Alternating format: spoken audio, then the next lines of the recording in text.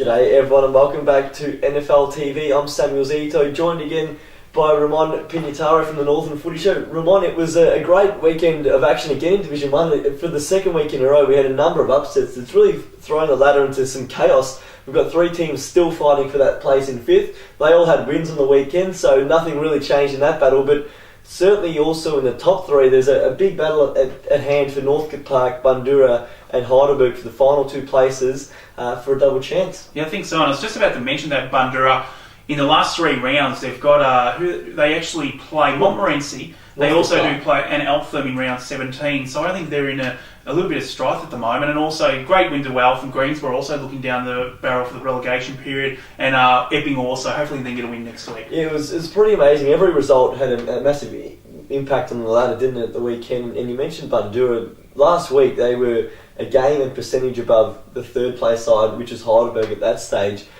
They've got a really tough game this weekend against Montmorency, the ladder leading side. It still is a clash between first and second, but should they lose that one, they're likely going to be in the four or in the three by just percentage. So they're really in jeopardy of losing the double chance, which they looked to have secured a couple of weeks back.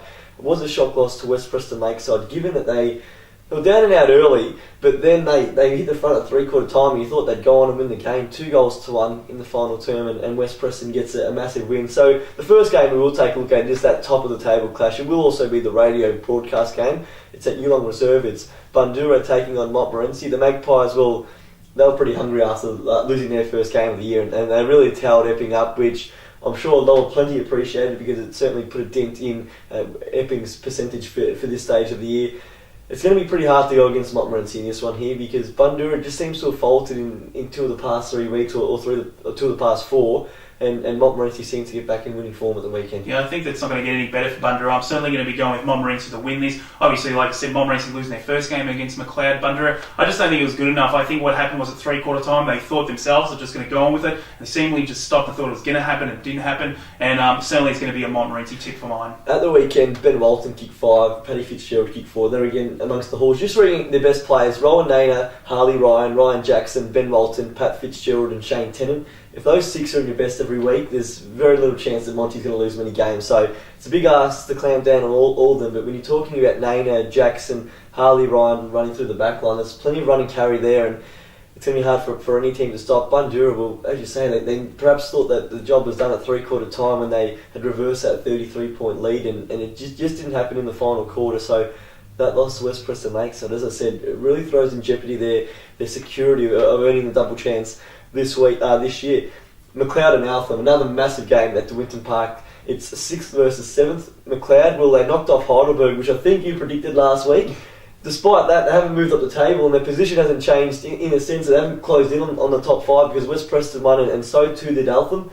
Every time Eltham and McLeod play at DeWinton Park, it's always a ripping game. The past 4 games, McLeod's won them all, but every single one by less than a kick.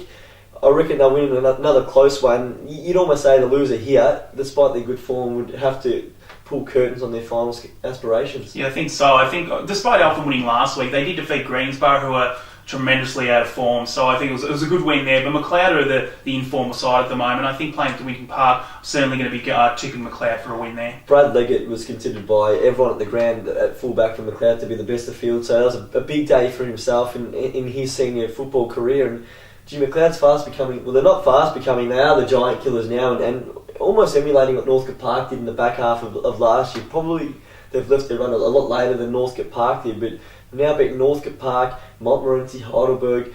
The only other top 4 side they haven't beat is Bundoora, who they lost to by 5 points. And remembering they had a shot the last kick of the game that missed, it very well could have been a draw. And I certainly think that if you were to ask any of those top 4 sides, which of West Preston Lakeside, McLeod or Eltham don't you want to finish in 5th, I'd reckon they'd all say McLeod at this stage of the year. As you say, Eltham, they got a good win as well, but it's just so hard to know where Greensborough is at the moment. And we take a look at the Borough next. They're at home to the Northcote Park Football Club. These sides haven't played at War Memorial Park since back in round 2 last year, and that was one of the games of last year where Greensborough came from 23 points down at three-quarter time to get the win. It's a lot different story now. They've lost 8 straight games. Northcote Park just seems to be finding their rhythm.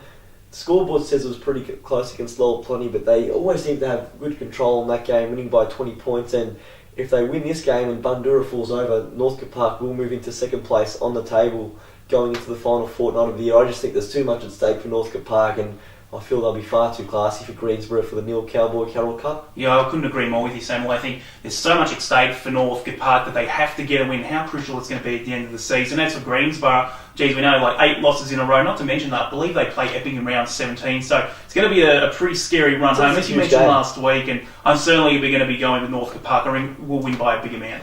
Well, that's probably the one area that Northcote Park hasn't really benefited from is getting a huge percentage by beating some sides by bigger margins than probably anticipated. Again, at the weekend, we talked about it with Lowell Plenty. Had a lot more scoring shots, doubled them there, but could only amass 10 goals 12. It was really swirly conditions at Bill Laurie Oval, has to be said, and tough conditions all around the grounds at the weekend, but they only conceded 12 scoring shots, and really, you're not going to lose too many games if you only concede 12. Violato's back in that side, he was in the best. I think he went away mid-year on an overseas trip, but he's just one of the most underrated players and a valuable cog in that team because he's so versatile. And I mean, we talked about Montmorency, but at the weekend, Northcote Park's best included Will De Bruin, Doug Morris, Matthew Delidio and Bronny Davies, and when that quartet in the midfield's in the best, you know they're going to beat most sides as well. And for Greensborough, I'm sure that they're just hoping they can cling on, but the end of the year probably can't come fast enough, and their injuries are just mounting up by the week. Lowell Plenty takes on West Preston Lakeside, of course. Vindatoli hosts his former side at Montmorency Park. Plenty at stake for both sides. West Preston Lakeside knows it just has to keep winning to hold on to that 5th place. Its percentage isn't nearly as good as Eltham and McLeod who are chasing. It's only at 85, Eltham's is at 96 and McLeod's is at 90, so it knows it can't afford any slip up, otherwise it will be outside of the top 5 by weekend's end. Lowell Plenty, well, it also needs to find a win somewhere to just get that big gap over Epping again. I think they just can't rely on percentage because the Blues have a run home which potentially can win some games. Lowell Plenty needs to find a win, and I reckon this is one game I feel they're a genuine chance. I'd still be sticking with the Roosters. That win against Bundoora was sensational. Yeah, I think so, but I'm going to be going with Lowell Plenty. I think Vidali, I think he's seen enough of West Preston Lakes, I know he coached and playing at home as well. I think it's always a difficult ground to play on Lowell Plenty, and I think they're going to pull out a win here. It's one of West Preston Lakeside's best wins in a long time. It has to be said, to be 33 points up against Bundoora at half-time. No one would have predicted that going to the game. And then to show the courage to be able to fight back again at three-quarter time when no one again probably thought they could win when they had gone behind. It was good to see Xavier Clark amongst the best players there. And I think it's the second time this year he's been named as best of field. He's had his injury concerns, but if his body stays intact and West Preston Lakeside can make the finals, he's certainly going to be a dangerous player going into September. And it's a massive game, isn't it, coming up? And for West Preston Lakeside, a good win for them last weekend to show they can match it with the top sides because they hadn't really been close to a top 4 side until the weekend. Final game of the round sees Epping take on Heidelberg, and well, it's been a long time since Heidelberg's been out of the top 3 at round 15, I can assure you of that, and they're only out by a game, it has to be said, but plenty of work for them to be done in the run home. I'd still fancy them to win their final 3 games of the year, but having said that, I didn't think they'd lose to McLeod, and going back earlier in the year, didn't think they'd lose to Lowell Plenty, so it hasn't been the quite formidable Heidelberg side of the years we've come to expect.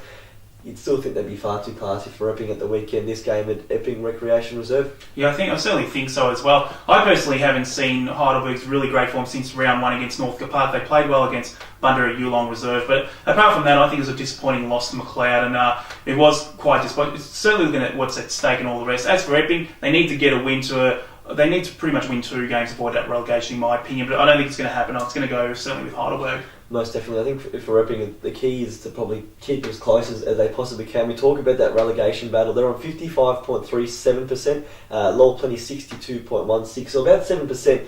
You'd almost argue that a tough game coming up here, that Epping's going to have to find a win somewhere along the lines. There's a fair bit of percentage to make up. I know Lowell Plenty takes on Montmorency on the last day of the year, but you don't want it to come down to a matter of needing a side to get pumped in order to keep to stay afloat in Division 1 next year. You need to, I guess, their destiny's in their own hands. They have to find a win somewhere in the final 3 games. And on Heidelberg, only the 3 goal kickers at the weekend. Just managed the 5 goals.